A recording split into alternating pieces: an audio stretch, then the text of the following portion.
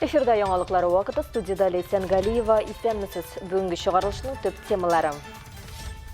Мында берникадәр вакытка кроватьлар, коляскалар, махсус баланы төрә торган өстәлләр, баланы ашату өчен өстәлләр һәм башка кирәкле предметларны бирә алалар.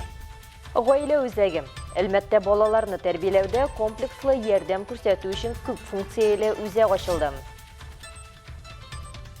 Кинәт яуган кар каршылыклар тудыра. Ә инде юл хезмәте, кар чистарту хезмәтләре үз эшләрен тырышып башкара.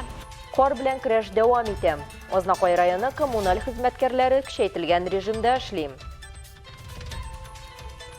Каждый был по-своему уникальный, и когда пришло время выбирать, для меня было очень тяжело. Яңа традиция. Әлмәттә ел студенты премиясын тапшырдылар.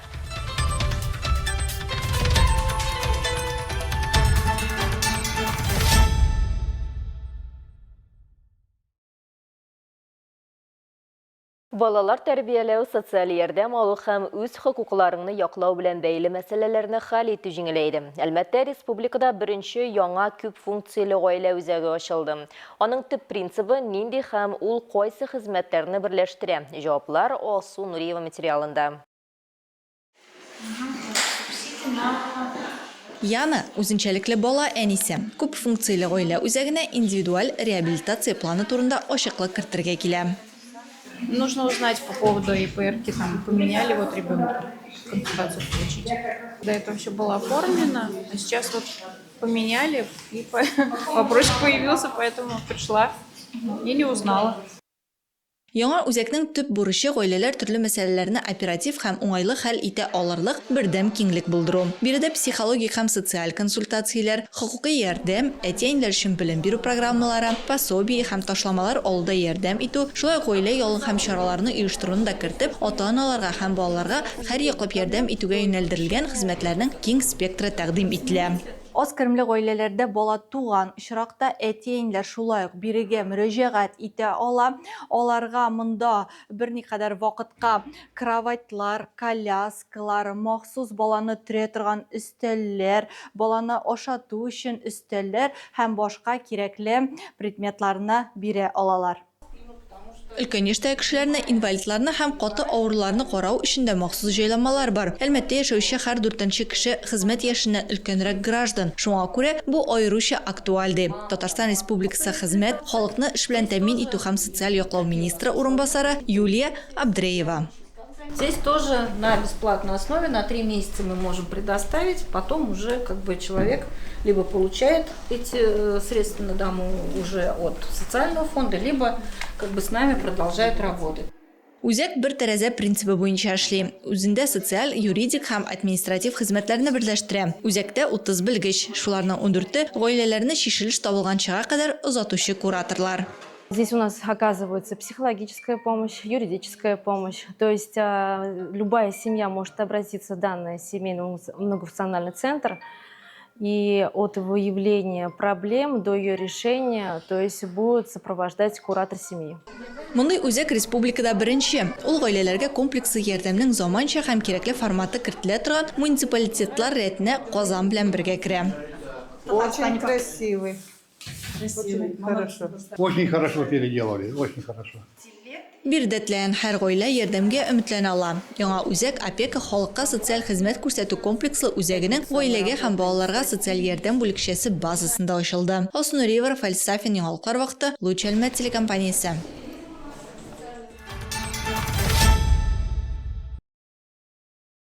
Кышын кар ява башласа, бер көндә айлык нормасын үтәп куя. Мондый шартларда юлларны тиешле дәрәҗәдә тоту бер дә ансат түгел. Һәркем иң беренче чиратта үз урамын чистартуны көтә.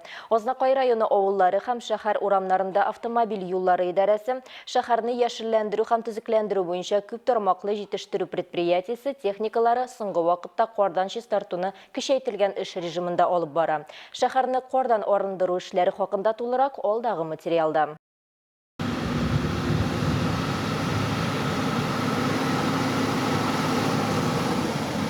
Алар иртә таңнан караңгы төшкәнчегә кадәр урамнарны кардан арындыра.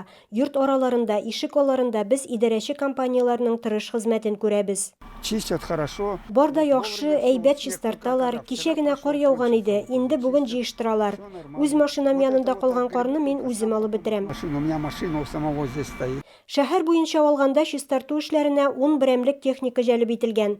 Азнакайда барысы 200 урам, 26 километр тротуар тәшкил итә. Кинәт яуган кар каршылыклар тудыра. Ә инде юл хезмәте, кар чистарту хезмәтләре үз эшләрен тырышып башкара. Әле сәгатькә карасак 12 тулып 18 минут үткән. Төшке аш вакыты булуга карамастан, хезмәткәрләр үз эшен дәвам итә.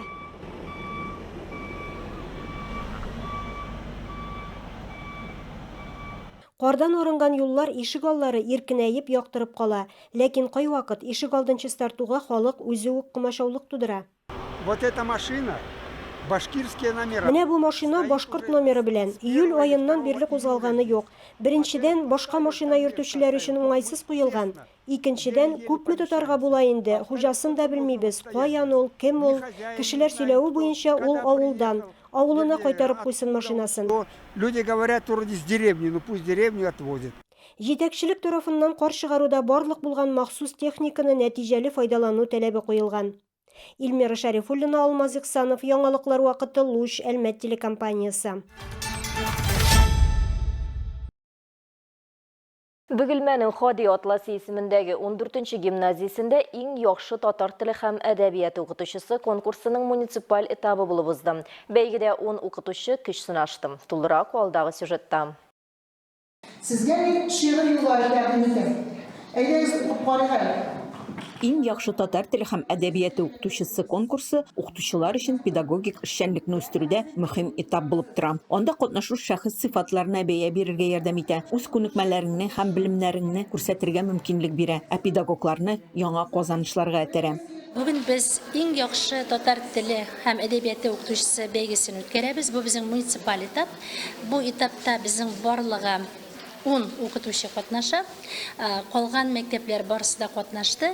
Һәм инде кемнәрнең бик яхшы эшләре, шуларны сойлап алдык. Алар безнең 10 кеше булды. Шушы 10 укытучыбыз бүген безнең алда үзләренең методик остаханәләре һәм мастер-класс белән чыгыш ясаячаклар. Иң яхшы татар теле һәм әдәбияты укытучысы дип исемләнгән мәгариф хезмәткәрләренең һөнәри осталыгы бәйгесенең муниципаль этабында Бөгелмә шәһәре һәм районы укытучылары катнаша. Конкурсантларны сойлап алу иң элек мәктәпләрдә барган. Анда педагоглар ачык дәресләр, класс сәгатьләре үткәргән. Мин бүгенге мастер-классымның темасы белемгә омтылыш уяту дип атала. Ни өчен бу теманы сайладым соң? Чөнки соңгы вакытта балаларда әдәбияткә мәхәббәт кимеде. Гомумән алганда балалар кыскача гына вариантлы укуга кайтып калалар. Ә менә нәкъ әдәбиятны ничек яратырга өйрәтергә? Бу безнең төп бурыч. Бу бәйгедә мин үз гомеремдә укытучылык һөнәре вакытында 2 тапкыр катнашам. Алдагы катнашкан вакытта мин республика күләм ярышка чыккан идем. Теләсә нинди үсеш һәм алга бару танылуга лаек. Мәгариф хезмәткәрләренең һөнәри осталык конкурсының муниципаль этабында Гөлназ Сынгатуллина җиңүче дип табылды. Ул конкурсның зона этабында Бөгелмә данын яклаячак. Айсылу Миңнебаева һәм Яхин яңалыклар вакыты Луч Әлмәт телекомпаниясе. Әлмәттә актив һәм талантлы яшьләрне билгеләп үтү өчен яңа традиция барлыкка килде. Күптән түгел шәһәрнең 1нче ел студенты премиясын тапшыру тантанасы узды. Әлмәт югары уку йортлары студентлары өчен бу проект аларның казанышларын билгеләп үтүгә юнәлдерелгән. Бу елның иң актив булган студентларын Алсу Әхмәтҗанова күреп кайтты.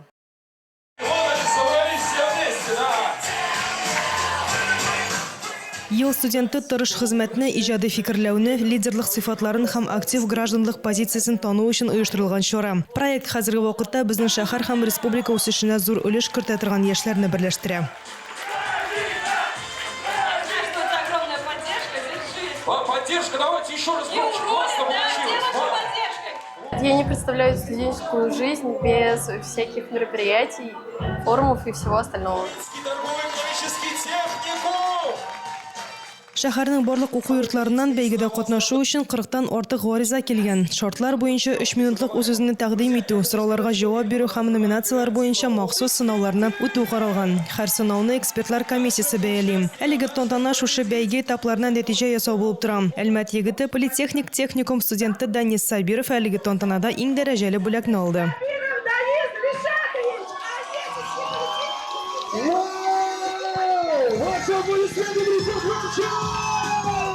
Среди всех самое главное гран-при, это, как говорится, абсолютный победитель. Это человек, который хорош во всех направлениях, и в творчестве, и в спорте, и в волонтерстве, и в науке. И я это сегодня доказал. Ел студенты беренче муниципаль премиясе шәһәрнең актив яшьләрен берләштерде. Оештыручылар проект традицион булыр һәм студентлар инициативаларын алга тәрергә ярдәм итәр дип өметләнә. Комиссии было очень тяжело выбрать. Комиссияда сайлау бик авыр булды. Алар минем өчен иң сәләтле балалар. Алар әзерләнделәр, тырыштылар, әзерләнергә 3 ай вакыт бирелде. Презентация эссе әзерләделәр һәм һәрберсе үзенчәлекле. Сайлау вакыты җиткәч, минем өчен бик авыр булды. Эссе, каждый был по-своему уникальный, и когда пришло время выбирать, для меня было очень тяжело.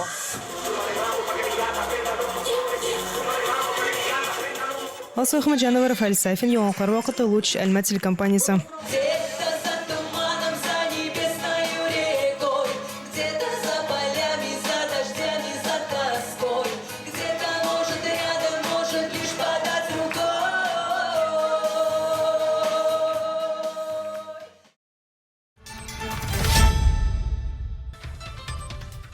Бүгінге шулар иде. Мин Лейсан Галиева һәм монтаж операторы Динара Гайнетдинова сезнең белән саулашабыз. Исән сау булыгыз.